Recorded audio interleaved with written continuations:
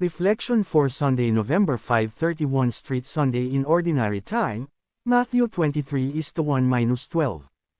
Gospel, Matthew 23:1-12.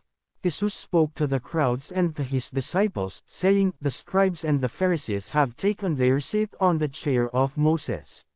Therefore, do and observe all things whatsoever they tell you, but do not follow their example.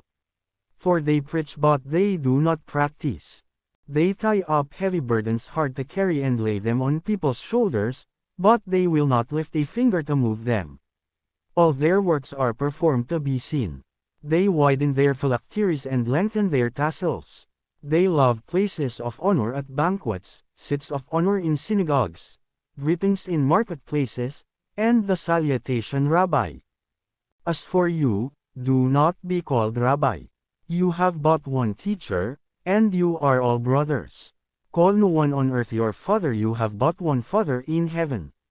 Do not be called Master, you have but one Master, the Christ.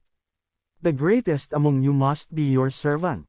Whoever exalts himself will be humbled, but whoever humbles himself will be exalted." Reflection. The story is told about a father who would always remind his wife and his children to pray the Holy Rosary daily, but the problem is, the father does not lead the way. He commands his family to pray the Holy Rosary, yet he does not join his family in praying it. The father miserably fails in his leadership by not living what he preaches. How can we become effective sharers of our faith? It's by being a living example of our faith. We also have to be sincere by doing what we preach. For example, if we want our family to pray the Holy Rosary, we first have to lead and show the way. What does this mean? We ourselves have to lead the prayer. Why? Because it's through this act of leadership that we would win the respect and cooperation of our family. In the Gospel, Jesus speaks about leadership by example and servanthood. This seems to be a contradiction. How can a leader be a servant at the same time? However, there is no contradiction between these two. They go together like best friends for the simple reason that one cannot exist without the other.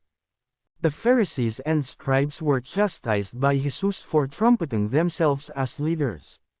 However, they were leaders in name only, for they did not walk their talk or serve the people they were supposed to serve. They were only good at giving orders.